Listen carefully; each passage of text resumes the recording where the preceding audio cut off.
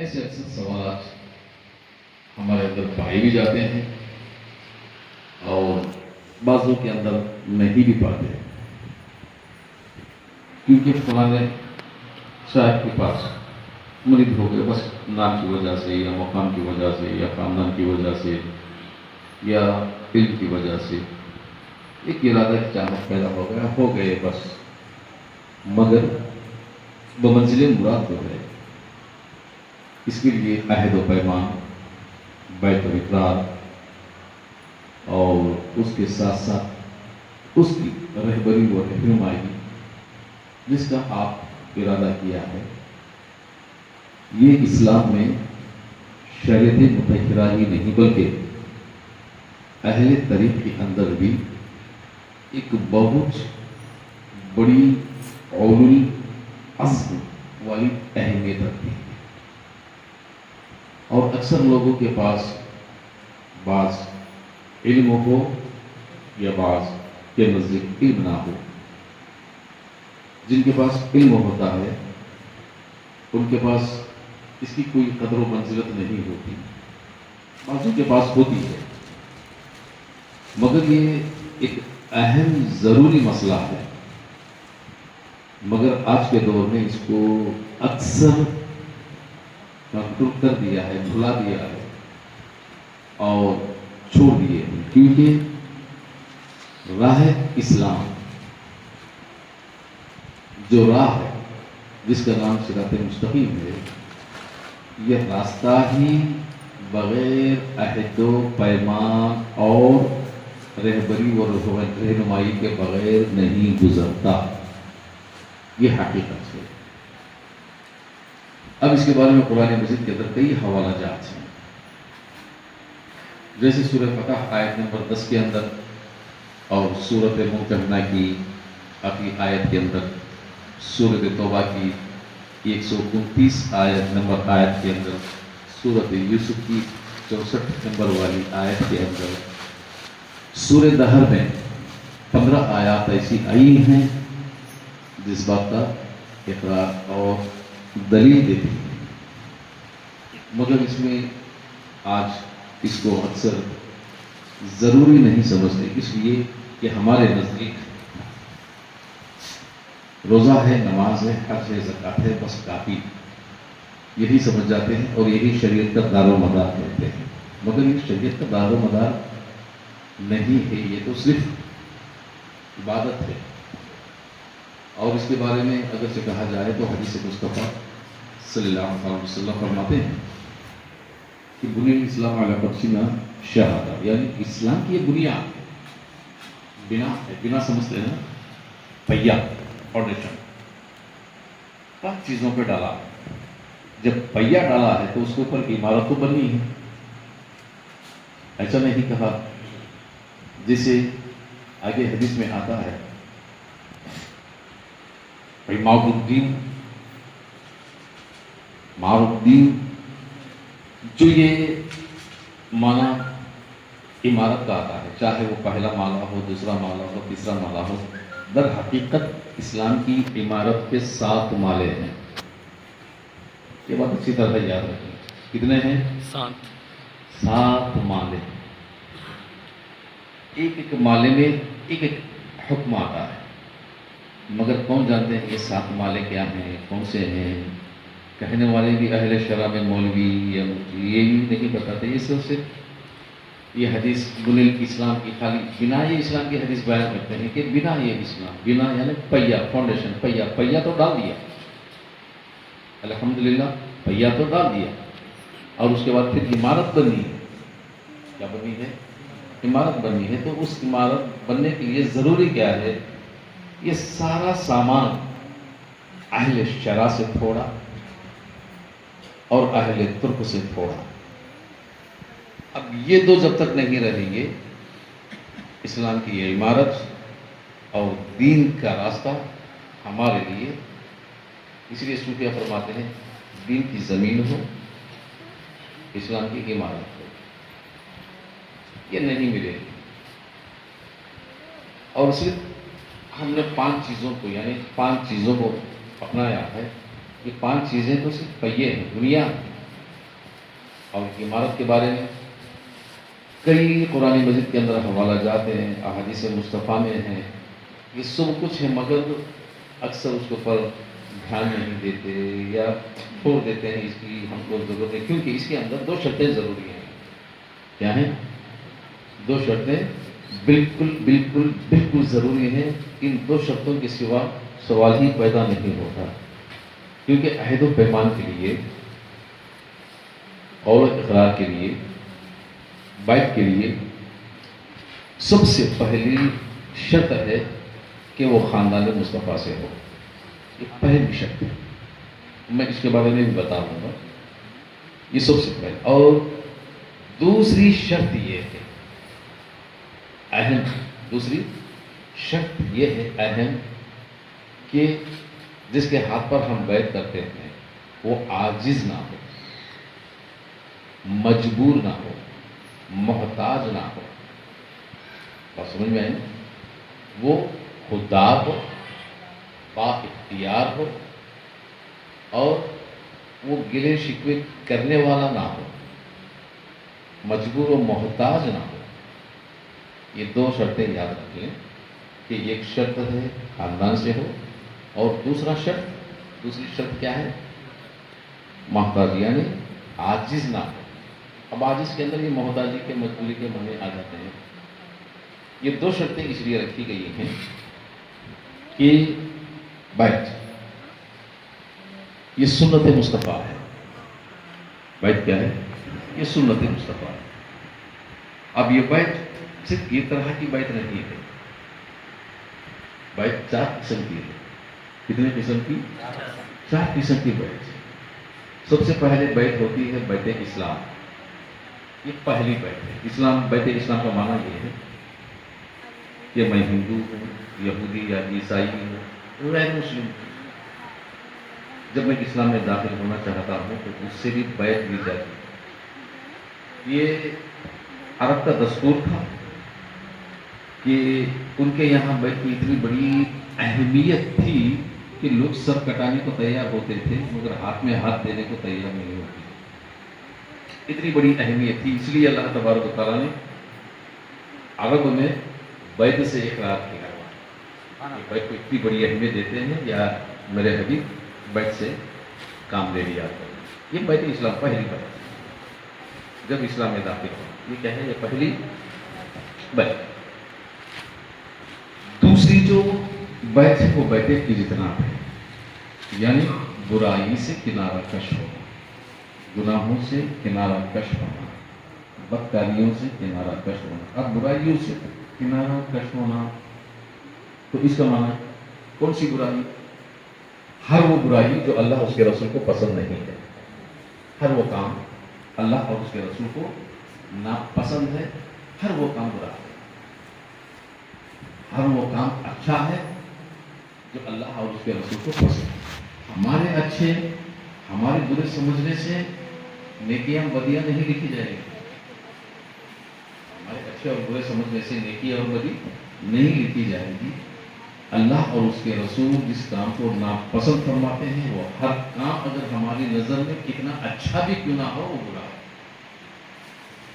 اللہ اس کے رسول پسند فرماتے ہیں، ہماری نظر میں وہ کتنا ہی برا کیوں نہ ہو مگر وہ کام اچھا ہے۔ یہ برائی سے کنارہ کشی، اور یہ بیعت اجتناب ہے، اس میں توبہ ہے، توبۃ النصوح ہے، قول و فعل ہے، عہد و پیمان ہے، اقرار۔ یہ کس بات کا اقرار ہے، کس بات کا عہد و پیمان ہے؟ کہ برائی سے نکل کر بھلائی کے راستے پر، دائرے خرابیت سے نکل کر، دائرے ظلمت سے نکل کر دائرے نور میں آ جانا، یہ بیعت اجتناب کہلاتا ہے۔ اور تیسری بیعت ہے بیعت جہاد۔ جہاد پر حقوق کے لیے، اللہ کے لیے، اللہ کے رسول کے لیے، ہمارے حقوق کے لیے، کسی کی جان کو بچانے کے لیے، وطن کے لیے، گھر کے لیے، جو سچائی اور صداقت کے ساتھ، عدل و انصاف کے ساتھ جو دشمن کا مقابلہ کرنے کے لیے تیار ہو جاتے ہیں، اس وقت بھی اسلام نے ایک اہمیت دی ہے کہ اس وقت بھی بیعت لے لیا کریں، یہ بیعت جہاد کہلائی، تاکہ ڈر کے مارے پھر پیٹھ دکھا کر بھاگ نہ جائیں، بیچ میں جنگ کو چھوڑ کر بھاگ نہ جائیں، چاہے وہ وطن کے لیے، گھر کے لیے، یعنی حقانیت کے لیے، حق کے راستے پر یقتلون فیقتلون، قتل بھی کرتے ہیں، خود قتل بھی ہو جاتے ہیں، کسی کی جان بھی جاتی ہے اور خود کی بھی جان جاتی ہے، یہ بیعت جہاد ہے، اس وقت بھی بیعت لیا ہے۔ اور چوتھی بیعت ہے بیعت خلافت، بیعت خلافت، جب ان 3 منزلوں سے گزر گیا، اس میں ثابت قدم ٹھہر گیا، اس میں ثابت قدم ٹھہر گیا، ان 3 منزلوں سے گزر گیا، اب وہ کچھ قابل بنا کہ دوسروں کو کام آ سکے، دوسروں کو ہدایت دے سکے، دوسروں کو برائی سے بچا سکے، اور اس میں اتنا پیمانہ ضرور ہو کہ اہم مسئلے، مطلب یعنی جتنا ضرورت مسائل ہیں، چاہے وہ نماز کے ہوں، روزے کے ہوں، حج کے ہوں، زکوٰۃ کے ہوں، نکاح کے ہوں، طلاق و خلا کے ہوں، حلال و حرام کے ہوں، اس کے پاس اتنا علم آ جائے، اتنے مسائل آ جائیں، جب وہ حلال و حرام کو فرق کر سکتا ہے اور برائی اور بھلائی کو بھلائی میں فرق کر سکتا ہے، اور جو اس کی ضرورت کا مسئلہ وہ دے سکتا ہے، اس میں اتنا علم آ گیا ہے، یہ 3 منزلوں سے گزر گیا ہے، اس کے ساتھ اس کے پاس تواضع انکساری، تواضع انکساری آ گئی ہے اور ادب آ گیا ہے۔ اب اس کے لیے ضروری ہے کہ اس سے بھی بیعت لی جائے، اور جو بیعت لیتے ہیں وہ بیعت خلافت کہلاتی ہے۔ اب خلافت، بیعت خلافت کیوں کہلاتی ہے؟ یہ اس لیے کہلاتی ہے کہ پہلے کی جو بیعت تھی اسلام میں داخل ہونے کی، ہم کو تو اسلام میں داخل ہونے کی بیعت ضروری نہیں ہے، کیونکہ ہمارا باپ مسلمان ہے، ہم پیدا ہو گئے تو ہم مسلمان ہی ہیں، ہم کو بیعت اسلام میں آنے کی، بیعت کرنے کی ضرورت نہیں ہے۔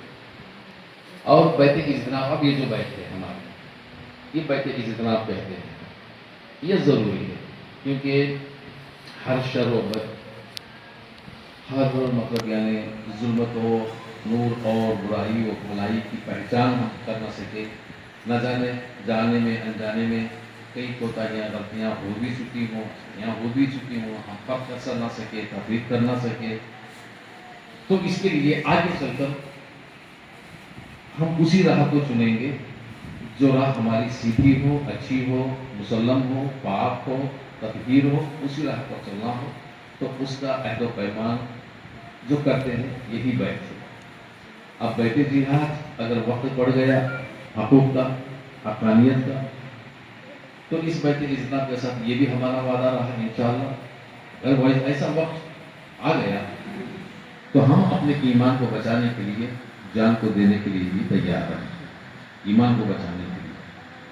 اب بیعت خلافت جو ہے یہ دوسروں کے کام، مطلب دوسروں کو یہ راہ بتانے کی، یعنی اس کے سپرد اس سے بھی بیعت لی جاتی ہے، اس کو کیا کرتے ہیں، یہ گاؤں یا بستی یا کچھ قبیلہ خاندان کے لیے اس کو کیا ہے بیعت دے کر سونپ دیتے ہیں، اور جو وہ چاہے وہ قبیلے کا ہو یا خاندان کا ہو یا گاؤں کا ہو یا بستی کا، جب اس کے آس پاس 4 یا 10 آدمی راہ طریقت پر، راہ صراط مستقیم پر، اور اس کی ان لوگوں کی اچھی رہنمائی اور رہبری کرتا ہے، اسی کو خلیفہ کہتے ہیں۔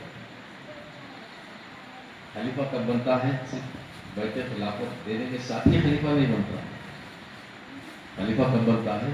جبکہ 10 لوگ اس کو اپنا رہبر اور اپنا رہنما، عدل و انصاف اور سچا صداقت کے ساتھ مان لیتے ہیں، تب جا کر وہ ان کا خلیفہ بنتا ہے، اسی لیے اس کو بیعت خلافت کہتے ہیں۔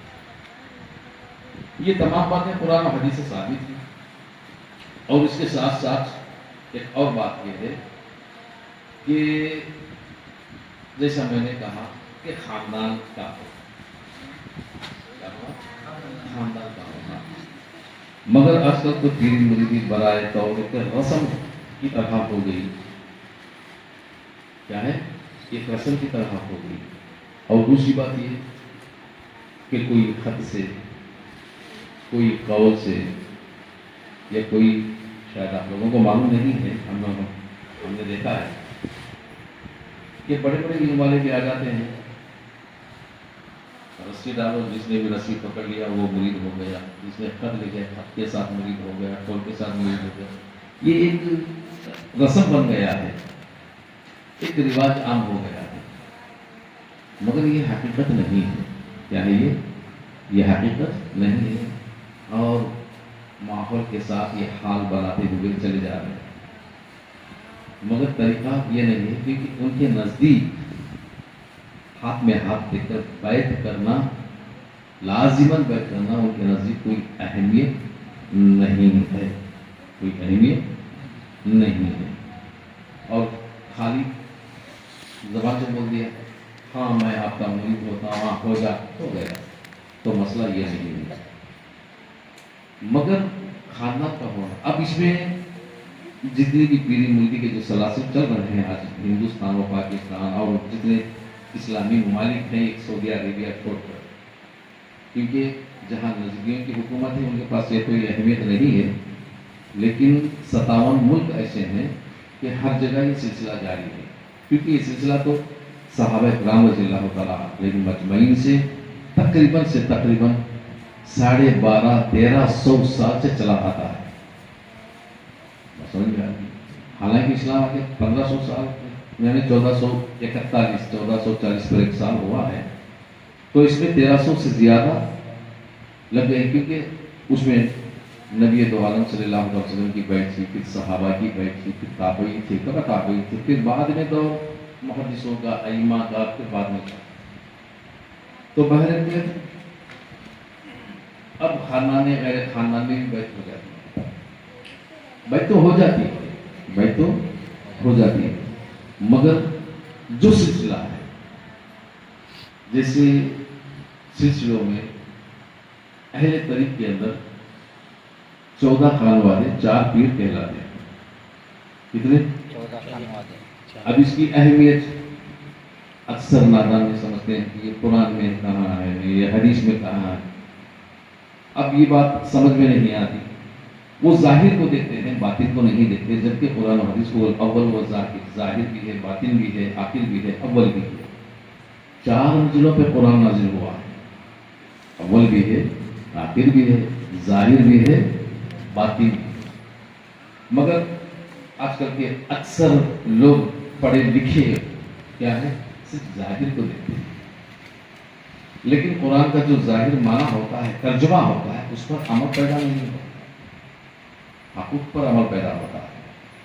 इस पर हाँ, अगर जाहिर पर अमल पैदा होना है, जाहिर पर अमल पैदा होना है, तो कुरान की हर आयत का तर्जुमा है, सिवाय हुर्फ़े मुक़त्तियात यानी आयत मुक़त्तियात को छोड़कर हर आयत का माना। अब उसमें हुर्फ़े मुक़त्तियात को अगर छोड़ देंगे तो फिर आयत मुतशाबिहात हैं, आयत मुहकिमात। अब इस्लाम और शरीयत का सारा दारो मदार आयत मुहकिमात पर है, ना कि मुतशाबिहात पर, मगर मुतशाबिहात का भी माना है, तर्जुमा है। तो इन आयतों को पढ़ना जरूरी है, समझना जरूरी है, माना भी पढ़ो, तर्जुमा भी पढ़ो, समझो, सब कुछ करो, मगर उसके बराबर अमल करेंगे काफिर बन जाएंगे, अमल करेंगे काफिर बन जाएंगे, ईमान चला जाएगा। ये क्या बात हुई? कुरान पढ़ा है, कुरान की आयत है, कुरान की आयत का माना है, कुरान की आयत का तर्जुमा है, मैं उसी तर्जुमे के साथ चलूंगा, कुरान की आयत के साथ चलूंगा, समझ कर चले, ईमान चला जाएगा। ये बात अच्छी तरह, इसको क्या कहते हैं? आयत मुतशाबिहात। अब आयत मुहकिमात जो है, इसी पर हमारा अमल है, इसी पर क्या है? हमारा अमल है। जब कुरान पढ़कर कुरान के तर्जुमे के साथ, कुरान के माने के साथ नहीं चल सकते, तो अब इस फर्क को जानने वाला कौन है? कौन जानते इस फर्क को? फर्क को जानने के लिए कम से कम 7 मदरसे में पढ़ना पड़ेगा, اب مولوی پڑھ کر ہر کس و ناقص کہاں پڑھ کر آئے گا، اس کو معلوم ہوگا؟ سمجھ میں آ رہی ہے نا؟ تو جو مہمات ہے اس پر ہمارا عمل کیا ہے، اس پر ہمارا عمل، اسی لیے ہم سمجھ نہیں پاتے۔ اب اکثر جو پڑھے لکھے ہیں وہ بھی پڑھے لکھے بھی سمجھ نہیں پاتے اس کا شان نزول کیا ہے، اس کی حکمت کیا ہے، اور یہ کس کے بارے میں آیت آئی ہے، اس میں کس کی تعریف ہے، کس کی مذمت ہے، یہ بھی سمجھ میں نہیں پاتے۔ آیت مل گئی، پڑھ لیا، ترجمہ دیکھو قرآن میں ہے۔ اب سامنے سننے والے کے پاس ایک عقیدہ ہوتا ہے، جو جتنا عقیدہ ان پڑھ کو ہوتا ہے اتنا عقیدہ پڑھے لکھے کو نہیں ہوتا۔ پڑھے لکھے کو اتنا عقیدہ نہیں ہوتا جتنا ان پڑھ کو عقیدہ ہوتا ہے۔ وہ ڈرتا ہے، ادب کرتا ہے، باقاعدہ نہاتا دھوتا ہے، وضو کرتا ہے، اس کے بغیر وہ قرآن کو نزدیک جانا بھی بہت بڑی خطا سمجھتا ہے۔ یہ عقیدہ ہے، اسی کا نام تو ایمان ہے۔ ایمان عقیدے سے بنتا ہے، ایمان سے عقیدہ نہیں بنتا، یاد رکھو۔ ایمان سے عقیدہ نہیں بنتا، جب عقیدہ جمع ہوتا ہے ایمان سمجھتا ہے۔ اتنا عقیدہ پڑھے لکھے لوگوں میں نہیں ہوتا، پڑھے لکھے لوگوں میں نہیں ہوتا۔ تو اب رہا سوال، یہ خانواد 14 پیر یہ کیا بات ہوئی؟ یہ حکمت خدا ہوئی جو ظاہر کو دیکھتے ہیں۔ اب شریعت کی طرف آئیں گے، شریعت کی طرف آئیں گے اور طریقت کی طرف آئیں گے۔ یہ دو راستے ہیں۔ طریقت شریعت سے الگ نہیں ہے اور شریعت طریقت سے الگ نہیں ہے۔ ہاں، شریعت ایک نام ہے، حضرت نوح علیہ السلام کی کشتی، اور طریقت ایک سمندر ہے جس میں کشتی بڑھتی ہے۔ طریقت کیا ہے؟ سمندر ہے جس میں کشتی بڑھتی چلتی، اور شریعت ایک کشتی۔ اس سمندر میں تب تک بھنورے پیدا نہ ہو، بھنور نہ آئے، طوفان تلاطم نہ پیدا ہو، کشتی سلامت چلتی ہے۔ اور وہ کشتی جب تک صحیح ساری نہیں چلتی ہے، اگر جو اس میں سوراخ وغیرہ پڑ جائے، تختے وغیرہ ٹوٹ جائے، یا چلانے والا ملاح بگڑ جائے تو کشتی بھی ڈگمگانے لگتی ہے۔ سمجھ میں آئی؟ یہ دو چیزیں ایسی کہ سمندر کی سطح بھی آرام والی ہو اور کشتی بھی صحیح و صاحب، یہ دو راستے۔ طریقت بھی قرآن سے ہے اور شریعت بھی قرآن سے ہے، اور یہ ہے جس کو حقیقت کہتے ہیں۔ کیا کہتے ہیں؟ حقیقت۔ یہ بھی 3 منزلیں ہیں، وہ بھی قرآن سے۔ کیا ہے وہ بھی قرآن سے۔ قرآن میں جو نہیں ہے وہ دنیا و آخرت میں نہیں، سارے کے سارے قرآن سے ہی ہے۔ مگر بعضوں نے شریعت کو پکڑا، طریقت کو چھوڑ دیا۔ چھوڑنے کا معنی یہ نہیں کہ نہیں ہے، چھوڑنے کا معنی یہ نہیں کہ نہیں ہے مگر وہ ضروری نہیں سمجھا، چھوڑ دیا۔ اور بعضوں نے طریقت کو پکڑا، شریعت کو چھوڑ دیا۔ طریقت کو پکڑنے والے اس کا معنی نہیں کہ شریعت نہیں ہے مگر جیسا شریعت والے طریقت کو ضروری نہیں سمجھتے، اس طرح طریقت والے شریعت کو ضروری نہیں کر کے سمجھ نہیں سکتے، کیونکہ شریعت کی شین سے جب تک واقف نہ ہو طریقت کا توقع سبق نہیں ملے گا۔ یہ دروازہ ہے شریعت سے، جب تک شریعت کا دروازہ کھلے گا نہیں طریقت کے گھر میں داخل نہیں ہو سکتے، یہ یقین ہے۔ سمجھ میں آ رہی نا آپ لوگوں کو؟ یہ طریقت ہے، اور طریقت ابھی جو ویچ ہے، یہ جو راہ ہے، یہی راہ طریقت۔ طریقت کہتے ہیں راستے کو، طریق کہتے ہیں عربی لغات میں راستے کو، طریق ہوتا ہے، اور اس کے آگے کی منزل ہے حقیقت کی۔ یہ آگے کی مرضی. جب طریقت کی راہ شریعت کے ساتھ دونوں ایک دوسرے میں حائل ہو جاتے ہیں، جیسا دودھ پانی، پانی میں دودھ جیسا مل جاتا ہے. پہچان ہوتی ہے پانی کتنا ہے، دودھ کتنا ہے، اور اس کو نکالے کیسے. جیسے گھل مل جاتے ہیں. اور ایک مثال ایسی ہے کہ نمک پانی میں جیسے پٹ کر کھل جاتا ہے، نمک کی پہچان اور اس کا رنگ اور اس کا وجود پانی میں غرق ہو جاتا ہے، پانی بن جاتا ہے. اس طرح شریعت کبھی طریقت پر غالب آتی ہے، طریقت کبھی شریعت پر غالب آتی ہے. یہ دو طریقوں کو صوفیاء نے دو نام دیے. کتنے نام؟ دو نام دیے ہیں. ایک نام ہے قال، ایک نام ہے حال.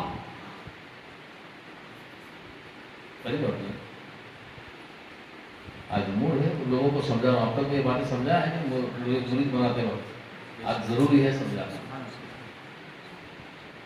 ایک نام کیا ہے؟ حال. دوسرا نام حال. حال کہتے ہیں شریعت کو، کتاب و سنت، حال کے علماء. دوسرا ہے حال، حال کے علماء. ایسا نہیں کہ ان کے پاس کتاب و سنت نہیں ہے، شریعت نہیں ہے مگر ظاہر نہیں ہے، مگر ظاہر نہیں ہے. شریعت ظاہر ہے، طریقت ظاہر نہیں ہوتی. سمجھ میں آ رہی ہے؟ اب یہ دو نام دیے ہیں، ایک ہے قال اور ایک ہے حال. قال اور حال. کبھی قال حال پہ غالب آ جاتا ہے تو حال قال میں ڈوب جاتا ہے. کبھی حال قال پر غالب آ جاتا ہے تو قال حال میں ڈوب جاتا ہے. بات سمجھ گئے؟ تو اسے کیا ہوتا ہے؟ کبھی قال حال پہ غالب آ جاتا ہے تو وہ ان کے پاس حال ہوتا ہی ہے. اب حال اور قال کا معنی کیا ہے؟ قال ہے شریعت کی پابندی، سنت کی پابندی، اتباع. اللہ اور اس کے رسول کے ہر حکم کو ہر پل عمل کرنے والے، خوف و رجا رکھنے والے، عدل و انصاف رکھنے والے، سچائی صداقت رکھنے والے، ان سے کبھی ایک رکعت نفل بھی قضا نہیں کرنے والے. اللہ اور اس کے رسول کے نام پر من مٹنے والے. یہ قال ہے. ہر ان کا ہر عمل، ہر کردار، ہر چال و چلن کتاب و سنت پر، ہر بات کتاب و سنت پر. یہ قال کیا ہے؟ یہ قال. اس کو تقوی، زہد، رجا ہے. یہ قال. اور حال کیا ہے؟ گم سم ہونا. حال کس کو کہتے ہیں؟ گم سم. قال والوں کا نام ہوتا ہے، قال والوں کے چرچے ہوتے ہیں، قال والوں کی واہ واہیں ہوتے ہیں، قال والوں کے پاس لوگوں کی بھیڑ ہوتی ہے، قال والوں کی دعوتیں ہوتی ہیں، قال والوں کی زیارتیں ہوتی ہیں. قال والوں کے نام بولو تو بالا ہوتے ہیں، فلاں فلاں بن فلاں. کتنے بڑے علم والے ہیں، کتنے تقویٰ والے ہیں، کتنے پرہیزگار ہیں. یہ قال والوں کی باتیں ہیں. ان کے پاس اتنے مسئلے ہیں، اتنی حدیثیں ہیں، مگر حال گمسم ہے. نہ نام ہوتا ہے، نہ مقام ہوتا ہے. نہ نام ہوتا ہے، نہ مقام ہوتا ہے. ان کا کوئی مقام نہیں ہوتا. کبھی یہاں رہتے ہیں، کبھی کہیں نکل جاتے ہیں. نہ جانے کی خبر ہوتی ہے اور انہیں نہ رات کی خبر ہوتی ہے، نہ دن کی خبر ہوتی ہے. وہ اپنے حال میں گمسم رہتے ہیں. وہ اپنے حال میں گمسم رہتے ہیں. نہ ان کو کھانے پینے کی فکر ہوتی ہے، نہ سفر کے بہتر کی فکر ہوتی ہے، نہ توشہ ساتھ میں رکھنے کی فکر ہوتی ہے. قال والوں توشہ ساتھ میں رکھنا ضروری ہے، یہ سنت ہے. توشہ ساتھ میں رکھنا سنت ہے. توشہ ساتھ میں رکھیں. سفر پہ گئے اور صحت کا خیال رکھیں، بھوک کا خیال رکھیں، مگر حال والوں کے لیے کچھ بھی نہیں ہے. نہ صحت کا خیال ہوتا ہے، نہ سفر کی دقت کا خیال ہوتا ہے. یہ گمسم رہتے ہیں اپنے حال میں. مگر ان کے پاس علم ہوتا ہے، شریعت ہوتی ہے، کتاب و سنت ہوتی ہے، سب کچھ ہوتی ہے، مگر حال پر غالب آ جاتا ہے، حال زیادہ ہو جاتا ہے. تو زیادہ کیا ہے؟ جیسے قرآن فرماتا ہے اللہ اور اس کے رسول، دین اور قرآن، تھوڑی دیر کے لیے اے میرے بندے تو ذرا سے غور و فکر کر لے. ایک سوال، تو تھوڑی دیر کے لیے غور و فکر کر لے کہ کیا ہے، تجھے پتا چل جائے گا. تھوڑی دیر کے لیے غور و فکر کرنا بھی اجر و ثواب ہے. اب یہ تھوڑی دیر کے لیے اب یہ غور و فکر کرتے کرتے کرتے کرتے حال میں اسی طرح ڈوب جاتے ہیں، حال میں اسی طرح ڈوب جاتے ہیں. اور دوسری بات ہے حدیث مصطفیٰ صلی اللہ علیہ وسلم کی جو امام جعفر صادق رضی اللہ تعالیٰ عنہ نے بھی اس کو بیان کیا، حضرت امام حسن بصری رضی اللہ عنہ نے بھی اس کو بیان کیا ہے کہ من عرف نفسہ فقط عرف ربہ. جس نے اپنے نفس کو پہچانا اس نے رب کو پہچانا.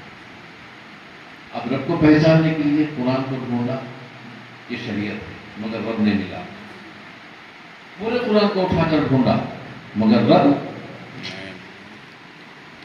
کوئی مولوی، مفتی، مفسر یا محدث قرآن سے قرآن کے پنے پنے اٹھا کر رب کا پتہ نہیں دیتا، کیونکہ اس کے اندر رب کا پتہ ہے ہی نہیں، تو لائے گا کہاں سے؟ رب کی باتیں ہیں، رب کے احکام ہیں، رب کی نعمتوں کا ذکر ہے، رب کا خالق ہونا، رب کا رازق ہونا، رب کی عطا ہے، رب کا کرم ہے، رب کا قہر بھی ہے، عذاب بھی ہے، اجر بھی ہے، جزا بھی ہے. مگر اس کا پتہ قرآن میں نہیں. کوئی اس کا پتہ قرآن سے نہیں دے سکتے، کیونکہ آیات نہیں ہے تو دے گے کہاں سے؟ تو اب اس کا پتہ ہم کو ملنا، کس کا پتہ ملنا؟ خدا کا پتہ.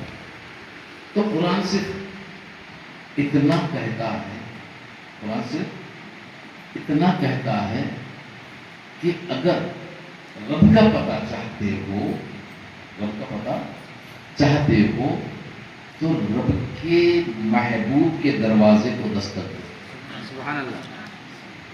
اس کو رب کے محبوب کے دروازے پر دستک دو. مخدوم بن کر نہیں، خادم بن کر نہیں، آقا بن کر نہیں، کمتر بن کر، غلام بن کر سبحان اللہ. دروازے کو دستک دو. اب محبوب کا دروازہ تو معلوم ہے، محبوب کا دروازہ معلوم ہے، گھر معلوم ہے. گئے، اب دستک دیا. جب خدا کا محبوب باہر آیا، خدا کا پتہ، جب مجھے خدا کا پتہ چاہیے. اب محبوب نے کہا تجھے خدا کا پتہ چاہیے، کس کا پتہ؟ خدا کا پتہ. اس باتوں کو ذرا اچھی طرح غور سے سن کر اپنے دل میں جما لو. بار بار باتیں نہیں ملتی، میرا موڈ بھی نہیں ہوگا کہنے کے لیے. رب کا پتہ ہونا، تو محبوب نے کہا رب کا پتہ ہونا، ہاں رب کا پتہ ہے. تو ایک کام کرو، فاتبعونی. کیا کہا؟ فاتبعونی، میری اتباع کرو. سبحان اللہ. کیا کرو؟ میری اتباع. اب اتباع کا معنی کیا ہے؟ اب اس میں دو باتیں میں سمجھاؤں، چاہے بات ہو جانے دو، اس کی کوئی فکر نہیں ہے. دو باتیں، اتباع کو ہم نے سمجھ لیا، نماز، روزہ، حج، زکات، یہ اتباع. کیا ہے یہ اتباع ہے، یہی اطاعت ہے، یہی ہم نے سمجھ لیا. آج کل کے مولوی، خطیب، امام بھی یہی باتیں کرتے ہیں، اطاعت ہے، یہی اتباع. اتباع، اطاعت. اتباع کا معنی یہ ہے کہ میرے ساتھ چلو. سبحان اللہ. کیا میرے ساتھ چلو ساتھ چلو. کہاں چلو؟ جہاں میں چلوں. سبحان اللہ کیسا چلو؟ جیسا میں چلوں. سبحان اللہ کیا کروں؟ جیسا میں کروں. سبحان اللہ بات سمجھ میں آئی؟ جیسا میں کروں. کیسا رہوں؟ جیسا میں رہوں. میرا لباس کیسا؟ جیسا میں پہنوں. سبحان اللہ میرا کھانا کیسا؟ جیسا میں کھاؤں. میری تجارت کیسی؟ جیسی میری تجارت. بات چیت جیسی میری بات چیت. سبحان اللہ کون سی راہ؟ جیسی میری راہ. تو اب ہم کو اس کو نہیں دیکھنا. اس کو نہیں دیکھنا. کیوں؟ اس کو ہم دیکھنے کی ضرورت نہیں، کیونکہ وہ ہم کو دیکھ رہا ہے. سبحان اللہ اسے وہ ہم کو دیکھ رہا ہے. کیسے دیکھ رہا ہے؟ دیکھ رہا ہے کہ اطاعت کرتا ہے کہ نہیں کرتا ہے، اتباع کرتا ہے کہ نہیں کرتا ہے. اب پھر جیسا میں کروں، جیسا میں چلوں، یہ اطاعت ہے نا. تو یہ ظاہر کیا ہے؟ ظاہر یہ ظاہر ہے.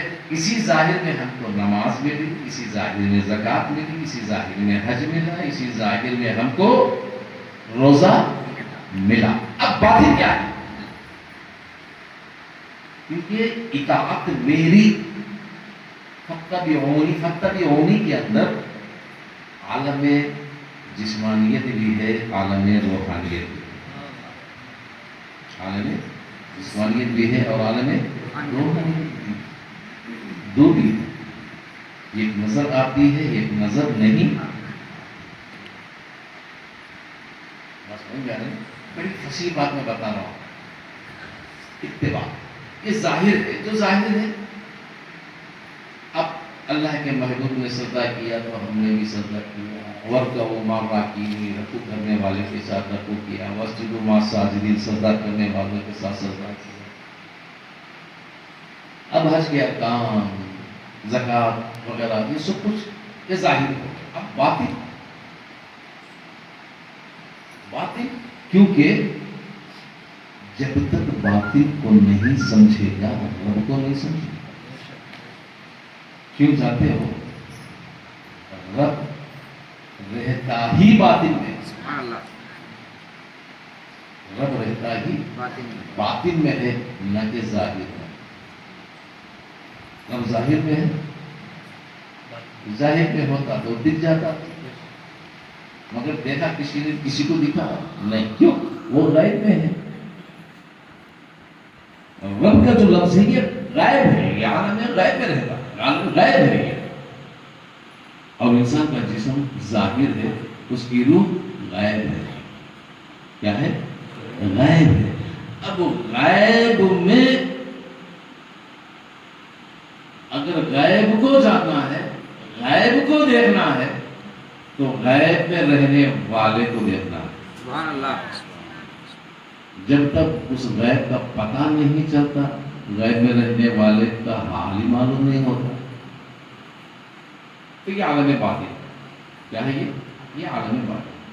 تو اسی لیے اب جو ظاہر ہو گیا، جیسا میں چلوں ویسا چلو، جیسا محبوب کیا ویسا کرو، جیسا محبوب فرمایا عمل کرو. ان کے ساتھ نماز سیکھا، روزہ سیکھا، حج سیکھا، زکوٰۃ سیکھا، صدقہ، خیرات، یہ سارے کے سارے ظاہر ہو گئے. یہ سارے کے سارے ظاہر ہو گئے. اب جب باطن کی بات آئی کہ من عرف نفسہ، جس نے اپنے نفس کو پہچانا. اب یہ نفس جو ہے یہ باطن کیا ہے؟ یہ باطن نفس غائب میں ہے. یہ کیوں کہا؟ یہ اس لیے کہا. اچھی طرح یاد رکھیں، اللہ تبارک و تعالیٰ اپنے محبوب کو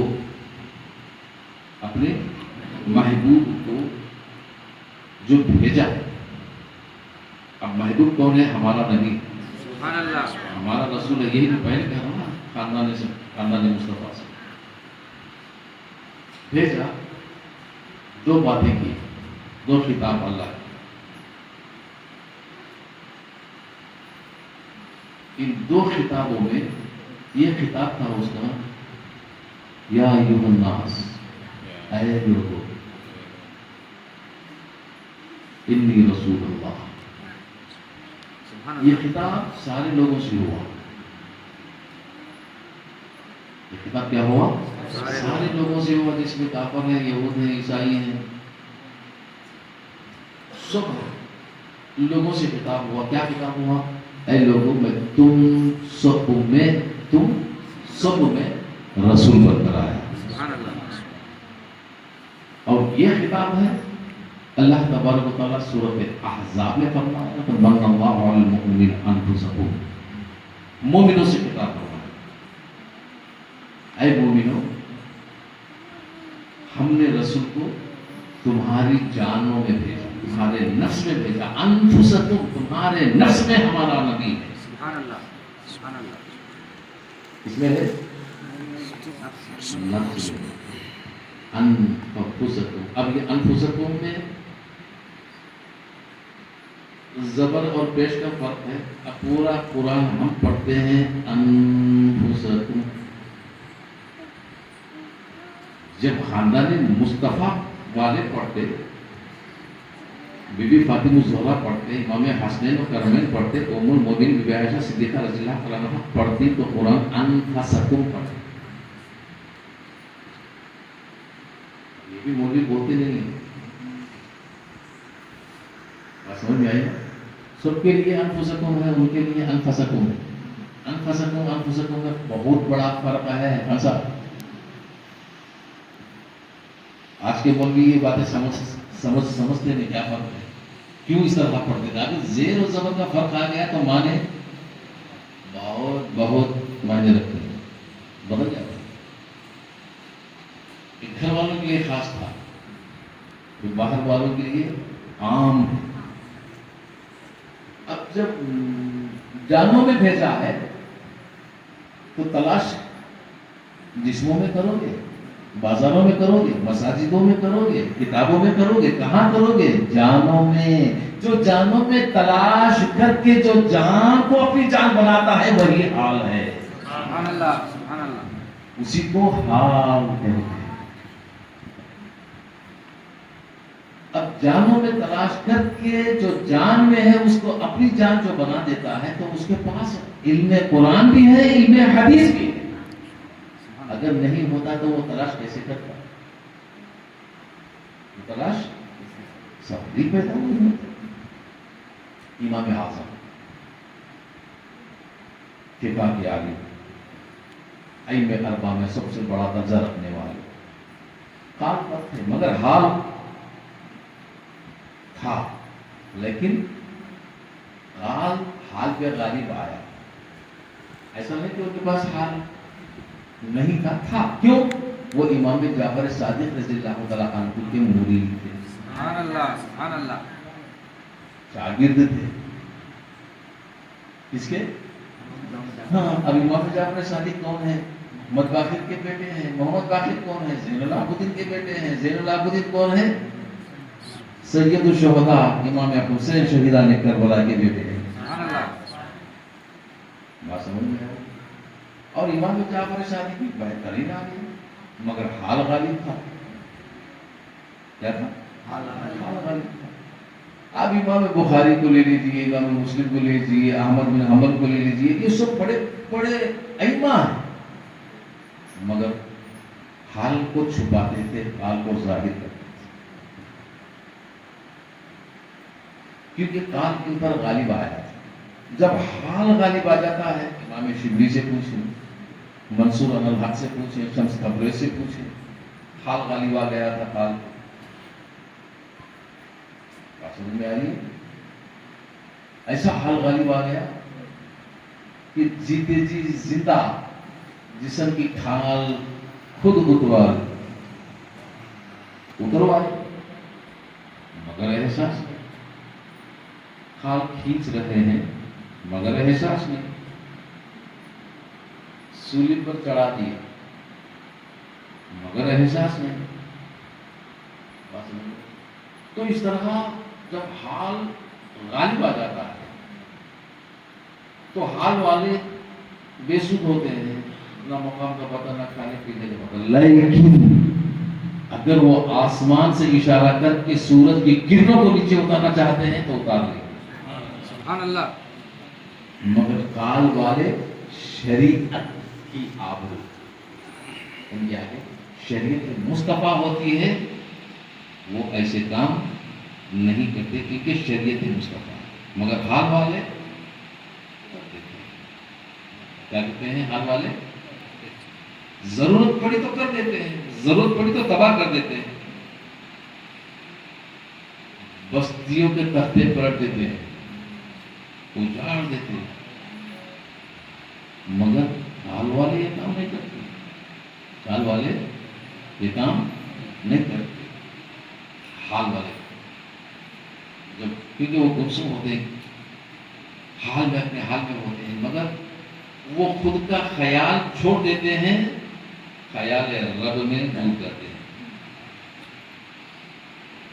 اب اس کے لیے جو منزل انہوں نے طے کی ہے یہی راہ ہے، یہی منزل ہے، اس منزل کے بغیر یہ 4000 کتابیں بھی پڑھ لیں گے نہیں ملتا۔ اب یہ خاندان سے اس لیے کہ جیسے کہا نا 4 پیر جو رکھنے والے، ایسے 4 پیر جو ہیں ان میں حال والے 4 ہیں، حال والے 4۔ جو حال والے ہیں وہ اہل طریق کہلائے، جو قال والے ہیں وہ اہل شرع کہلائے۔ قال والے جو پیر ہیں وہ امام اعظم ہیں، امام شافعی ہیں، امام مالک ہیں، امام احمد بن حنبل۔ قال والے جو ہیں غوث اعظم ہیں، حال والے ابو الفضل ہیں، بہاؤالدین ہیں، بات سمجھ میں آ رہی نا؟ اور بہاؤالدین ہیں، ابو الفضل ہیں، اور اس کے بعد پھر حضرت غوث اعظم دستگیر علیہ الرحمہ ہیں، اور حضرت نقشبندی بزرگ ہیں، نقشبندیہ، سہروردیہ، چشتیہ، قادریہ، یہ 4 یہ حال والے ہیں۔ ان میں کبھی قال پر ہوتے، کبھی حال پر ہوتے، حال پر آ جاتے، جو کہہ دیتے وہ کرامتیں بن جاتی، قال پہ آ جاتے تقریریں بیانات پہ شروع ہو جاتے، کتابیں تصنیف کرنے پہ شروع ہو جاتے، حال بھی ہوتا، قال بھی ہوتا، یہ 4 پیر۔ پیر کہتے ہیں رہبر کو، یہ بات اچھی طرح یاد رکھیے، پہلے پیر کے معنی کو بھی سن لو۔ پیر کہتے ہیں رہبر اور رہنما کرنے والے کو، اور پیر کا دوسرا معنی ہے یہ سے دوسرے کو۔ اب آپ مرید ہوئے تو آپ مرید، تمہیں پہلی بار، پہلا نمبر پہلی بار ہو، اور دوسرا ہے اس کا پیر، دوسرا ہے نمبر 2، نمبر 1 مرید، نمبر 2 اس کا، جو نمبر 2 اس کا پیر ہے اسی کو پیر کہتے ہیں، دو والے۔ جو پہلا ہے اس کو مرید کہتے ہیں، جو پہلا ہے اس کو مرید کہتے ہیں۔ یہ بات مت سوچو کہ اللہ اور رسول میں جو پہلا نمبر خدا کا ہے، دوسرا نمبر رسول کا ہے، تو ان کی نسبت کیا ہے؟ ان کی نسبت اللہ کی نسبت ہے ارادہ رکھنا، مصطفیٰ کی نسبت ہے پورا کرنا۔ یہ بات اچھی طرح یاد رکھنا۔ اللہ کی نسبت کیا ہے؟ ارادہ۔ انما اراد شیئا ان یقول له کن فیکون۔ اللہ نے ارادہ کیا چاہت کا تو ارادہ کرنے والا، کن فیکون، ہو جا تو ہو گیا، اور جو ہو گیا اس ہو جانے کو پورا کرنے والا رحمت دوسرا، رحمت دوسرا، جو رحمت دوسرا اللہ کے بعد رحمت دوسرا کون ہے؟ یہ ہمارے نبی ہیں، ان کو رحمت دوسرا کہتے ہیں، مسئلہ خدا کہتے ہیں، نور خدا کہتے ہیں، سراج المنیر کہتے ہیں۔ پہلا نمبر، پہلا خدا، دوسرے مصطفیٰ۔ پہلا جو ہے عربی میں عہد ہے، عہد کا معنی ہے یہ، اور 2 ایک کے بعد دو چاہتے ہیں نا کہ چار آتے ہیں؟ دو چار، ایک کے بعد جو دو آتے ہیں اسے عربی میں کہتے ہیں اثنین. کیا کہتے ہیں؟ اثنین. اثنین کا معنی ہے دوسرا، یعنی دو، دوسرا. وہ احد ہے اور ہمارے نبی دوسرے. دوسرے کا جو عربی لفظ ہے اس کو کہتے ہیں اثنین. اب اثنین کا معنی اردو میں کیا ہے، اس میں کیا ہے، اردو میں کیا ہے. احد ایک، اس کو ہم نے مانا کیا ہے اتوار. نہیں سمجھے؟ اتوار. اتوار کیا مانا ہے؟ اثنین کا مانا ہے پیر. سبحان اللہ. اثنین کا مانا کیا ہے؟ پیر. اب اتوار کیوں؟ اس میں ایک خاص نسبت یہ ہے کہ حضرت عیسیٰ علیہ السلام کا یہ خاص دن ہے اتوار. اس کا دن ہے یہ عیسیٰ علیہ السلام کا خاص دن ہے. جتنے بھی وجہ سے سب اتوار ہی مناتے ہیں نا، ان کو عید کا دن ہے. وہی اللہ نے ان کو اتوار دیا، خاص دن ہے ان کا. مگر یہ دن ان کو خاص کیوں بنایا؟ اس لیے بنایا وہ دونوں سے نہیں، ایک سے ہی دنیا میں تشریف لائے. صرف ماں سے آئے، ان کا باپ نہیں. سبحان اللہ. حضرت عیسیٰ علیہ السلام بغیر باپ کی اولاد ہیں. ان کا باپ نے صرف ماں بی بی مریم سے وہ دنیا میں تشریف لائے، ایک سے ہی لائے نا. یہ دن ان کو دیا گیا اتوار پہلا. اور دوسرا اثنین پیر ہمارے نبی کا دن ہے. سبحان اللہ. ہمارے نبی کی پیدائش کا دن ہے، ہمارے نبی کی وفات کا دن ہے. ہمارے نبی پر یہ دن دیا گیا، یہ فضیلت والا دن ہے. اسی کو ہم پیر کہتے ہیں. اب اثنین کا معنی جو پیر کہتے ہیں، ہمارا نبی جو ہے سارے نبیوں کا نبی ہے، سارے پیروں کا پیر ہے. سبحان اللہ. بات سمجھ میں آئے؟ پیری تو نبی سے ہی چلی آئی سب سے. اب پیر کہاں ہے، پیر کون؟ اگر لوگ ڈھونڈنا چاہتے ہیں تو یہاں وہاں ڈھونڈنے کی ضرورت نہیں ہے. یوم الاثنین میں ڈھونڈ لو، پیر مل جائے گا. سبحان اللہ. یوم الاثنین کا معنی کیا ہے؟ پیر کے دن ڈھونڈ لو تو پیر مل جائے گا. سبحان اللہ. پیر کے دن ڈھونڈ لو تو پیر مل جائے گی. اگر ڈھونڈنا نہیں آتا تو یہ ان کی خطا ہے، یہ ہماری نہیں. جو لوگ کہتے ہیں تو بہرحال اب اسی خاندان سے بھی 14 چار پیر تو ہو گئے. یہ چار کا عدد جو ہے اللہ کو بہت زیادہ پسند ہے. اب یہ پیر جو پیارے رسول کریم صلی اللہ علیہ وسلم انہیں کی سنتوں میں سے یہ آئے ہیں. بعض ظاہر کو لیا، بعض باطن کو لیا، اور بعض ظاہر کو لیا، بعض باطن کو لیا. تو کیسے دیا؟ امام جعفر صادق بہت اچھی طرح فرماتے ہیں اس کی تشریح. مراوشت بظاہر رسول اللہ صلی اللہ تعالیٰ علیہ وسلم، جس نے رسول کریم صلی اللہ علیہ وسلم کی ظاہری حالت کو لیا وہ سنت پر فائز ہو، یعنی اتباع سنت پر فائز ہوا. اس میں سب علم ظاہر آ گیا. یہ چاروں رہا. اور یہ چار جو ائمہ ہیں ان کی رہنمائی، ان کی رہبری میں ساری امت ہے، اسی لیے وہ پیر کہلائے. ومناسب بات ہے رسول اللہ صلی اللہ علیہ وسلم، اور جس نے رسول کریم صلی اللہ علیہ وسلم کے باطن کو لیا، باطن کو لیا، وہ صوفیہ میں سے ہو گئے. سبحان اللہ. کیا ہو گئے؟ صوفیہ میں سے. وہ اہل صفات میں آ گئے، یہ اہل سنت میں آ گئے. وہ اہل صفات میں آ گئے، وہ صوفی بن گئے، یہ سنی بن گئے. اور وہ بھی اسی باطن کو لیے حال پر آئے، قال پر آئے. اور وہ بھی چار پیر. ان چار پیر ہمارے نبی عالم صلی اللہ علیہ وسلم کے دنیا سے پردہ ہونے کے بعد خلفائے راشدین کا زمانہ چار پیروں سے ہی گزرا. یہ ظاہر بھی تھے، حال میں بھی تھے، یعنی حال میں بھی تھے، قال میں بھی تھے. جیسے سرکار مولا علی حال پہ بھی ہیں، قال پہ بھی ہیں، صدیق اکبر حال پہ بھی ہیں، قال پہ بھی ہیں، فاروق اعظم صرف قال پہ ہیں، عثمان غنی قال پہ ہیں۔ اب یہ 14 خانوادے انہی چاروں سے نکلے۔ اب یہ 14 خانوادوں کا ذکر کیا ہے؟ یہ بھی قرآن میں ہے، یہ ایسا نہیں کہ نہیں ہے، لوگوں کو پڑھنا نہیں آتا تو ہم کیا کریں گے، یہ ان کی پتہ ہے۔ جیسے ظاہر اور باطن کی بات ہے، اب ظاہر کی جو جتنے بھی ہیں یہ قرآن سے لیے، تو قرآن مجید کے اندر ایسے تو خانوادے تو 15 ہیں۔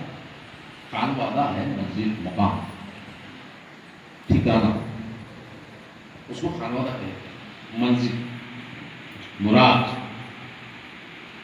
15 ہے، مگر ایک خانوادہ غیب میں ہے، ایک خانوادہ غیب میں ہے، 14 خانوادے ظاہر میں بھی ہے۔ اب یہ 14 خانوادے ظاہر میں ہے، ایک غیب میں ہے، پورے کتنے ہو گئے؟ 15۔ اب یہ کہاں سے ہیں؟ یہ قرآن سے ہیں۔ اب قرآن مجید آپ لوگ پڑھتے کہ نہیں پڑھتے؟ پڑھتے؟ تو مجھے بتائیں، خانوادہ جو مقام ہے منزل ہے۔ اب قرآن مجید کے اندر کتنے پارے ہیں؟ کتنی سورتیں؟ 114۔ کتنے سجدے؟ ہاں؟ قرآن کی بات بول دی ہے نا؟ کتنے؟ ہمارے حافظ صاحب نے کتنے؟ زور سے سنیا ہے نہیں؟ 16۔ جو ظاہر میں ہے وہ دونوں میں کتنے؟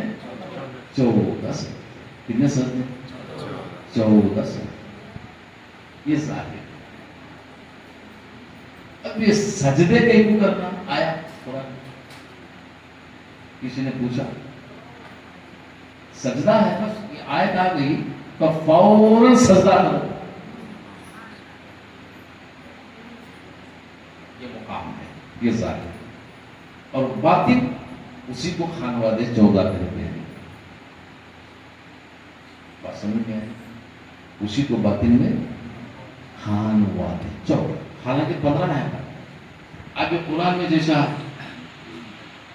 کہے گئے 15 ہیں، تو ہمارے مسلک میں 14 ہیں، امام شافعی کے مسلک میں 15 ہیں۔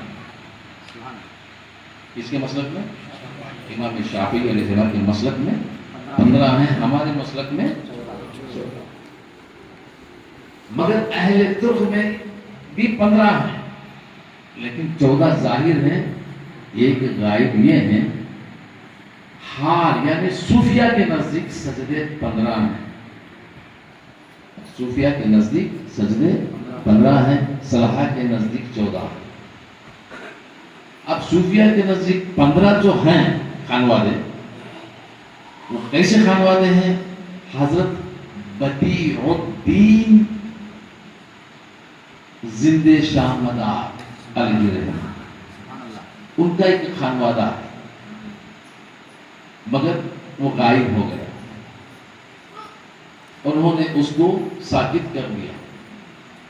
اب وہ کہاں پردہ ہوئے، کہاں تدفین ہوئی، کہاں دفنائے گئے، یہ کسی کو نہیں معلوم۔ بس ان کے نام سے تو درگاہ بنائی ہوئی ہے، یہ الگ بات ہے، لیکن کہاں دفنائے گئے، کہاں پردہ ہوئے، یہ کسی کے علم میں نہیں ہے۔ اسی لیے ان کو زندہ شاہ مدار بدیع الدین علیہ الرحمہ، مداری خانوادہ، خانوادے کا نام کیا ہے؟ مداری۔ کیا ہے؟ مداری خانوادہ۔ اس کو ملا لیں گے تو 15۔ اب یہ غائب میں ہونے کی وجہ سے 14۔ کیا ہے؟ یہ ظاہر ہے اور یہ باطن۔ اب چاہے 14 خانوادے اہل کریم۔ اب یہ جیسے رفائی ہے، بانوا ہے، شہر مطلب یعنی طبقاتیہ ہے، نوریہ ہے، شاذلیہ ہے، نظامیہ ہے، بستانیہ ہے، یہ سارے خانوادے۔ یہ خانوادہ کیوں؟ ایک خانوادے کا ایک پیر ہوتا ہے. ان 14 خانوادوں کا تعلق صرف 4 پیروں سے ہے، اور ان 4 پیروں میں 3 پیروں کا تعلق صرف ایک پیر سے ہے، وہ ہے حضور سید عبد القادر جیلانی. سبحان اللہ. اور یہ حسنی سادات میں سے ہیں. اور یہ نجیب الطرفین، مرتبہ نجیب الطرفین کا معنی یہ ہے کہ ماں کا خاندان حسین سے ہو، باپ کا خاندان حسن سے ہو، اس کو نجیب الطرفین کہتے ہیں. یہ بڑا درجہ ہے. اور یہ 2 خاندان حسن اور حسین کے ساتھ جو ملتے ہیں، یہ 2 خاندان حسنی اور حسین علی سے ملتے ہیں. کس سے ملتے ہیں؟ علی سے. یہ علی سے ملتے ہیں. بات آہد پر آ گئی. اس پر آ گئی، آہد پر آ گئی. اب وہ علی جن کا تعلق پیارے رسول کریم صلی اللہ تعالی علیہ وسلم یہ فرماتے ہیں، اے علی تم پدر ہو حسنین کے، لیکن حسنین میری اولاد ہے. بس خدا نے بالواسطہ میری اولاد کو تمہارے اسلاف میں رکھا ہے. سمجھ میں آ رہی؟ اب یہ حضرت مولا علی یہ ظاہر ہے. اب باطن کیا ہے؟ اب باطن کیا ہے؟ جیسے میں نے کہا نا خاندان مصطفیٰ میں باطن کیا ہے؟ یہ علی جب بات بیعت کی آ گئی تو علی نے پیارے رسول صلی اللہ تعالی وسلم کے ہاتھ میں ہاتھ دیا. سبحان اللہ. کچھ غلط بول رہا ہوں؟ ہاں صحیح ہے؟ صحیح ہے جھوٹ ہے؟ صحیح ہے. ماشاء اللہ. کب دیا؟ یہ نہیں، علی نے ہاتھ میں ہاتھ دیا. صدیق اکبر نے بھی دیا، فاروق اعظم نے بھی دیا، عثمان غنی نے بھی دیا. آپ جانتے ہیں کتنے صحابہ تھے؟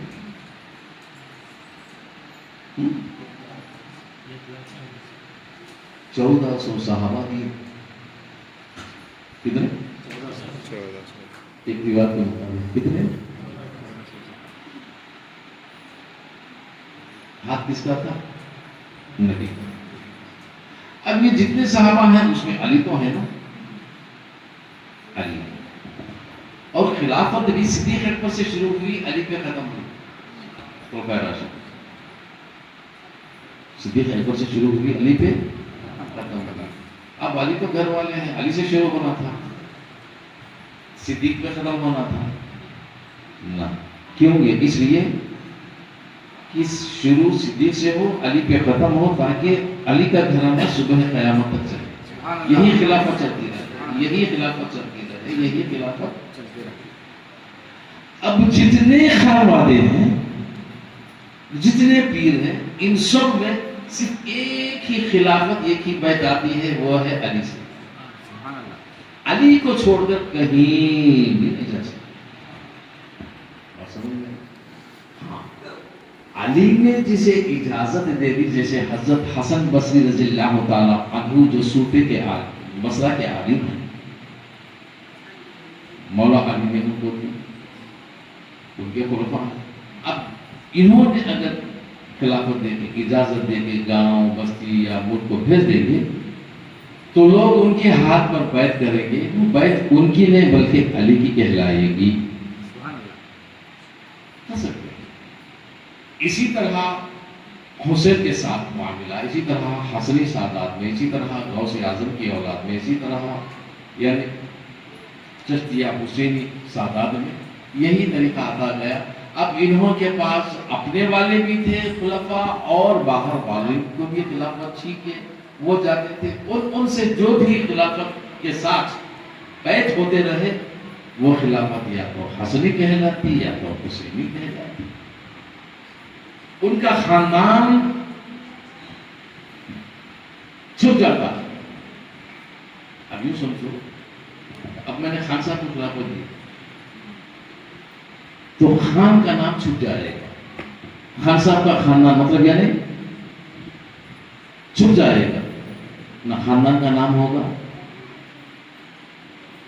نہ ان کے کسی قبیلے کا نام ہوگا، کچھ بھی نہیں ہوگا، مگر نام لگ جائے گا، یا تو حسنی ہے تو حسنی، یا تو حسینی ہے تو حسین، اور پھر اسے سید کے ساتھ جوڑا جائے گا، سبحان اللہ. اور سمجھ میں آئے نا؟ اور وہ اگر کسی کو خلافت دے، کسی کو مرید بنائیں گے تو وہ مرید ان کا نہیں، یا تو حسنی کا ہوگا یا تو حسینی. سبحان اللہ. بات سمجھ میں آئی؟ اب یہ واسطہ بالواسطہ ہے، واسطہ بالواسطہ. اسی لیے میں کہتا ہوں خاندان سے، جس کو اس خاندان سے خلافت نہ ہو یا اس کی اجازت نہ، خلافت ہو مگر بیعت کی اجازت نہ ہو، تب بھی وہ مرید بنانے کے قابل نہیں ہے. مگر نہ بنانے والے سمجھتے ہیں نہ بننے والے سمجھتے ہیں، صرف نام سے کہہ دیا، قول سے کہہ دیا یا حکم دے دیا، بس ہو گیا، سوال ہی پیدا نہیں ہے. اور مراد دنیا کے لیے، دنیا داری کے لیے، اپنے خواہش کے لیے، تمنائی کے لیے، یا دولت و توفیق پانے کے لیے نہیں، ارادت رب کو پانے کی. سبحان اللہ. ارادت کیا ہے؟ رب کو پانے کی. جس کے راستے میں کانٹے بھی آئیں گے، بھراٹے آئیں گے، سختیاں آئیں گی، مصیبتیں آئیں گی، ظلم، ستم، تنگی، پریشانی، یہ سب کا سب آئیں گے، مگر سامنا کرنا پڑے گا. ایسا نہیں مرید ہو گیا کچھ بھی نہیں، ایشو آرام مل جائے گا، سکون مل جائے گا، تو پھر رب کی ضرورت کی، رب کی کیا ضرورت؟ اچھا کام دھام نوکری چاکری تجارت وغیرہ کر لو، کھاتے پیتے رہو، چل بس. ارادت ہے اس کو پانے کی. اسی لیے کہتے ہیں پہلے اپنے نفس کو پہچانا، من عرف نفس، کیونکہ نفس میں رہتا ہے، وہ کہیں باہر نہیں رہتا ہے، وہ صرف نفس سے لگے جا میں رہتا ہے. فقط عرف ربہ، جب ہوگی پہچان اس کی. اب اس کی پہچان کرنے کے لیے مشکلیں تو اٹھانا پڑے گا نا. اب تھوڑی سی مشکل کیا آ گئی، اب شکایت کرنے لگ جائے گا. اس لیے کہ مشکل آنا نہیں، پریشانی ہونا نہیں، خوشی چھونا، جنتی چھونا، آرامی چھونا، عیشی چھونا، دولت ہونا، مال ہونا، خوش ہونا، خوشی ہونا، اس کا نام ارادت نہیں ہے. ارادت کا معنی عاقبت ہے، ارادت کا معنی ربانیت ہے، ارادت کا معنی حقانیت ہے، ارادت کا معنی صلاحیت ہے، ارادت کا معنی صلاحیت ہے. رب کو پانے کے معنی اگر ایسا ارادہ ہے تو اس کی مریدی جائز. اگر ایسا ارادہ نہیں ہے وہ مرید ہو کر بھی لا مرید ہو کر بھی لا مرید. کیونکہ جو لفظ مرید ہے نا، یہ صفت خدا کیا ہے؟ یہ صفت خدا. انما اراد شیئا، جو ارادہ خدا کرتا ہے اس ارادے کی جمع کا نام مرید ہے. تو مرید اس کے گھر سے آئے، مرشد یا رہبری، رہنمائی، یہ صفت مصطفیٰ ہے. سبحان اللہ. سبحان اللہ. کیا ہے؟ یہ صفت مصطفیٰ ہے. اور مرشد مصطفیٰ کے گھر سے آ رہا ہے، سبحان اللہ. سبحان اللہ. مرید خدا کے گھر سے آ رہا ہے، مرشد مصطفیٰ کے گھر سے آ رہا ہے. یہ حقیقت ہے. سبحان اللہ. اب جو صفت وہاں سے آ رہی ہے، اس لیے کہتے ہیں جہاں سے جو صفت آئی اس کو پہچاننے کے لیے ضروری ہے. کیوں؟ ہم دنیا میں آ گئے ہیں. کہاں آ گئے؟ دنیا میں آ گئے. اب وہاں سے جو آ گئے، اب وہ ارادہ لے کر بیٹھے، ارادہ لے کر آئے، تو اب اس کو پہچاننے کے لیے تو یہاں وہاں دائیں بائیں آگے پیچھے یہاں کتابوں میں اس طرف نہ ڈھونڈ نہ ڈوب. اپنے نفس میں ڈوب گیا. اب نفس میں کیسے ڈوبے؟ فاتبعونی، سبحان اللہ. فاتبعونی، میری اطاعت. کیا کر؟ کیوں؟ وہ اچھی طرح جانتے ہیں تو رب سے ملنا ہے. جب تک تو میں نہیں بن جاتا، تو یہ نقطہ ہے، تو میں نہیں بن جاتا، تو ہوتا ہے، میں ہوتا. ہاں، جب تو میں بن جاتا ہے، اب تو کون ہے میں کون ہوں دیکھنے والا پہچانتا ہی نہیں. سبحان اللہ. سبحان اللہ. یہ صلاحیت، یہ سبق ہمیں، ہم کم سوچتے ہیں کہ ایسا ہو سکتا ہے. ارے ادنا کیڑے بھی یہ صلاح دیا ہے رب. اس میں ادنا کیڑا ڈکو نہیں سمجھتے آپ؟ معلوم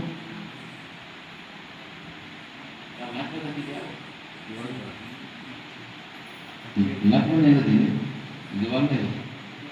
یہ مٹی کی دیواروں میں گھر بنا دیا لمبا لمبا، ایک لال پروں والا کیڑا ہوتا ہے.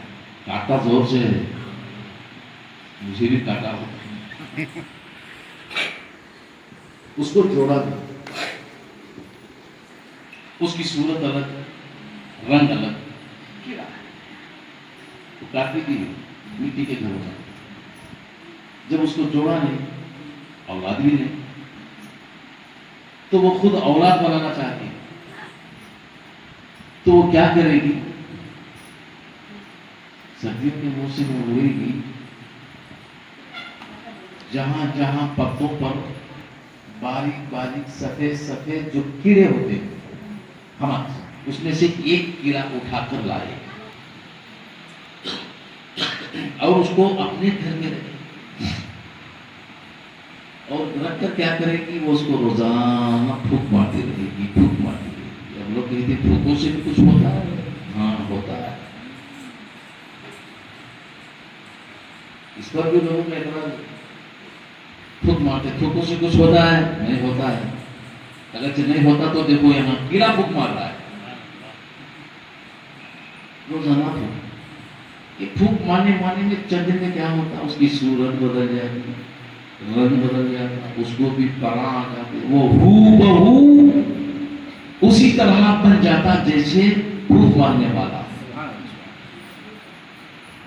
اب پہچان نہیں ہوتی اس کا بچہ یہ ہے یا اس کا بچہ یہ ہے. جب وہ جوانی میں آ جاتا ہے یعنی اس کے برابر ہو جاتا ہے، وہ بھی سر کر کے اڑ جاتا ہے، وہ بھی دوسرا گھر بنا لیتا ہے. اس کا سلسلہ بھی اسی طرح شروع ہوتا ہے. ایک معمولی کیڑا پھونک مارنے سے تو میں بن جاتا ہے. تو اب انسان، ارے یہی تو وجہ تھی صدیق اکبر میں، یہی تو وجہ تھی حضرت بلال حبشی میں، یہی تو وجہ تھی حضرت ابو ہریرہ میں. ابو ہریرہ گمسم خیالوں میں جا رہے تھے، گمسم خیالوں میں جا رہے تھے. سرکار کی بارگاہ میں فاروق اعظم چلے آئے. یا رسول اللہ صلی اللہ تعالیٰ علیہ وسلم، سرکار بھی اپنے حال میں بیٹھے ہیں، اپنے حال میں بیٹھے ہیں. یا رسول اللہ، کون رسول؟ فاروق اعظم فرماتے ہیں کہ یا رسول اللہ، کہاں ہے رسول؟ میں تو رسول اللہ کہہ رہا ہوں. تو عمر فاروق اعظم رضی اللہ تعالیٰ عنہ کہتے ہیں یا محمد، یا رسول اللہ، ہاں میں تو رسول ہوں، محمد کہاں ہے؟ اب یہ جواب خود رسول دے رہے، محمد کہاں ہے. اب عمر کو کیا حال، عمر کا کیا حال ہوگا؟ حضرت عمر کا کیا ہوگا؟ ہاں رسول کو فرماتے محمد کہاں. تو فوراً پوچھے یا رسول اللہ محمد کہاں ہے؟ جو آتا ہے اس کو پوچھو. اے عمر، جو آتا ہے اس کو پوچھو محمد کہاں ہے، بتا دے گا. اب سرکار کا حکم تھا، فوراً وہاں سے چلے. جب آتا دیکھے تو آنے والا کون ہے؟ ابو ہریرہ. کون ہے؟ ابو ہریرہ. اپنے حال میں گمسم آ رہے ہیں، نہ سدھ ہے نہ چین ہے، حال میں پتہ نہیں کس حال میں تھے۔ سبحان اللہ فوراً آئے، ٹھہرو، ٹھہر گئے، نظر اٹھا کر دیکھا کون ہے؟ عمر ہے۔ عمر سے تو سو کرتے تھے، عمر سے ارے یہ ابو ہریرہ بھی ڈرتے ہیں، بہت ڈرتے ہیں، غلام مصطفیٰ کے عمر سے سو کرتے ہیں۔ سبحان اللہ حضرت فاروق اعظم پوچھتے ہیں کہ ابو ہریرہ بتاؤ محمد کہاں ہے؟ ابھی اپنے حال میں دیکھ رہے ہیں، میں محمد ہوں، بولو کیا بات ہے؟ سبحان اللہ سبحان اللہ پھر پوچھا عمر محمد کہاں ہے؟ ارے میں محمد ہوں، بتاؤ کیا ہے؟ پھر پوچھا عمر محمد کہاں ہے؟ بتاؤ میں ہی محمد ہوں، نظر نہیں آ رہا، بتاؤ کیا بات ہے؟ اب عمر کو آیا غصہ، ایک تھپڑ دیا، خود کو محمد کہتے ہو؟ میرے رسول فرماتے ہیں اے عمر ٹھہر جاؤ، یہ سچ کہہ رہا ہے۔ سبحان اللہ کیا ہے؟ یہ سچ کہہ رہا ہے، میری محبت میں اتنا ڈوب گیا ہے کہ خود کو بھول گیا اور محمد بن گیا۔ سبحان اللہ سبحان اللہ یہ ہے حال۔ کیا ہے؟ حال یہی اولیاء میں باقی باللہ کا بھی واقعہ سنا ہوگا۔ بڑی آرزو تھی ان کو، مجھے کچھ سکھاؤ، مجھے کچھ سکھاؤ، مجھے کچھ سکھاؤ، مجھے کچھ سکھاؤ۔ پیر سکھاتے اس نہیں، کئی کو جو پیر اصل ہوتا ہے، مرید کی صلاحیت، قوت مادیت، قوت ذہنیت، قوت صلاحیت کو دیکھ کر کب کس وقت کیا غذا دینا وہ جانتا ہے۔ سبحان اللہ اب یہ جانتے نہیں ہیں، ایک بار جاتے ہیں، 10 بار گئے، 100 بار گئے، سال ہو گیا، 2 سال ہو گیا، 10 سال میں پھر کچھ بولتے تھے، کچھ سکھاتے اس نے، ہمارا کچھ ہوتا نہیں ہے، تیرے میں صلاحیت اتنی آئی تو یہ بھی ایسا خطرہ قطرے کا مل گیا تو بات نہیں۔ اب کئی برسوں سے پڑھے تھے، پھر سکھاتے نہیں، سکھاؤ سکھاؤ سکھاؤ، کیا سیکھے گا؟ پھر نے پوچھ لیا کیا سیکھے گا؟ کچھ بھی نہیں، میں آپ بننا چاہتا ہوں۔ کیا بننا چاہتا ہوں؟ آپ۔ تم بننا چاہتا ہوں کیونکہ آپ کی بہت بڑی عزت ہے۔ جب آپ بن گیا تو یہ عزت مجھے ملی۔ ارے یہ کیوں بنے گا؟ ایسا کیوں بننا چاہتا ہے؟ یہ میری بات ہے۔ اچھا بیٹھ بٹھا دیا رات میں، کمرہ بند، پتہ نہیں کیا ہوا کیا نہیں ہوا۔ اب صبح کو آپ پیر سو گئے اور کہا اب تو جا۔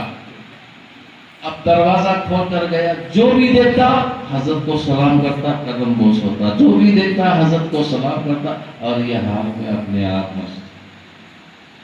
اب ان کے نہ قدم صحیح کہہ رہے ہیں اور نہ حال ان کا صحیح ہے۔ کیوں؟ پتہ نہیں۔ ایک دن ہوا، 2 دن ہوا، تیسرا دن جب آیا حال کا بے حال ہو گیا اور وہ پردہ ہو گیا۔ وہ پردہ ہونے کے بعد پھر پیر کو جب باہر آئے پوچھا کیا بات ہے؟ ارے یہ میں تو بن گیا ہے لیکن میں کا بوجھ نہیں اٹھا سکتا۔ میں تو بن گیا مگر میں کا بوجھ نہیں اٹھا سکتا۔ تو آسان ہے میں بننے میں، لیکن میں کا بوجھ میرے اندر کتنا بوجھ ہے یہ کسی کو نہیں معلوم۔ تمہارے میں کتنا ہے یہ مجھے نہیں معلوم، مگر جو حال اور کال کی منزل طے کر لیتے ہیں، اسی راہ میں جو رہ جاتے ہیں، وہ آہستہ آہستہ آہستہ آہستہ اس بوجھ کو بھی اٹھانے کے عادی بن جاتے ہیں۔ اس بوجھ کو اٹھانے کے بھی عادی بن جاتے ہیں۔ اور جانتے ہو اس بوجھ کا نام کیا ہے؟ اسی کو تو امانت کہا جاتا ہے، اور یہ عرش سے چلے آ رہا ہے، عرش اعظم سے۔ کہاں سے؟